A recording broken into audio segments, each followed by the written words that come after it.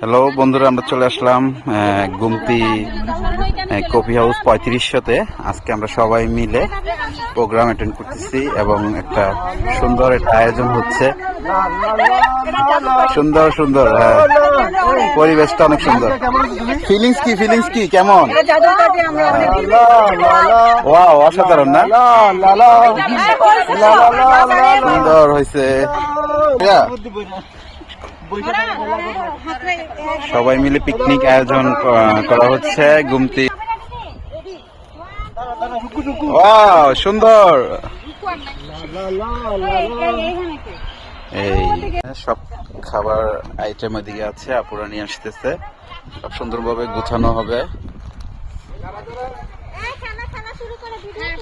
হ্যাঁ, খাবারগুলো সবাই এক এক করে নিয়ে আসতেছে।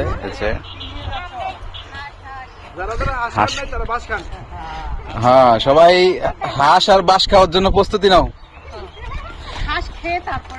আচ্ছা আচ্ছা, তাহলে খাওয়ার পরে বাঁশ। আরে কোকটা তো রয়ে গেছে ওইদিকে।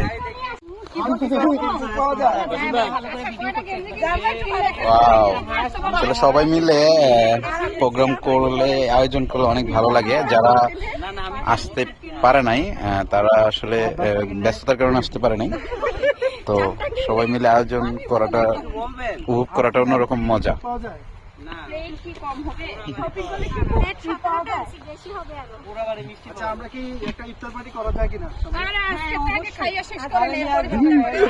প্রোগ্রাম একটার পর একটা চলমান থাকবে। আমাদের সমাজে ইনশাআল্লাহ আরো আছে, আড্ডা দেবো, তারপর আবার কে করেছে? নাম বলেন, নাম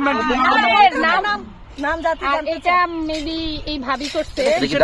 ডাল মুসুরি ডাল, কি ইন্ডিয়ান ডাল জানি মুসুরির ডাল দিচ্ছে। আর এটা গুমতি নদী পানি আছে, শর্ট করলে পানি অ্যাড করব। আর এটা দেখেন, এটা হচ্ছে আমাদের শহরের রান্না। আচ্ছা, ভিডিও করে দেন, বসেন আপনি। এটা শরণাপুর রাতে রান্না। কি দিবেন? এই রত্ন ভাই একটু সিরিয়াস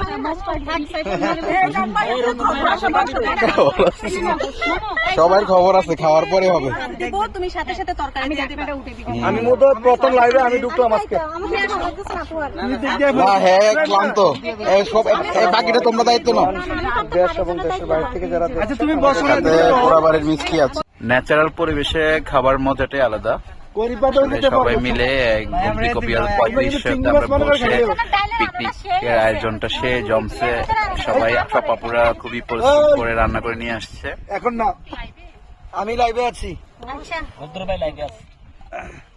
সবাই বসছে। আসসালামু আলাইকুম এভরিওয়ান, চলে আসছি যেহেতু খাবার, সবাই খাওয়ার টাইমে গেছে। আরেকজন এত টেস্ট, ভর্তাটা মজা। সেই টেস্ট, তোরা তারিফ করতেছেন বুঝছে? সেই টেস্ট। ও মাশাআল্লাহ মাশাআল্লাহ। ভাই শুরু করেন।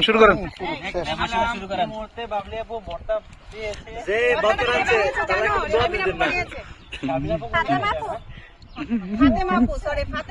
ফাতেমা আপু, সবাই আসে, সবাই পরিশ্রমে আজকের এই আয়োজন। সবার পরিচয় এখন ভর্তা, তারপরে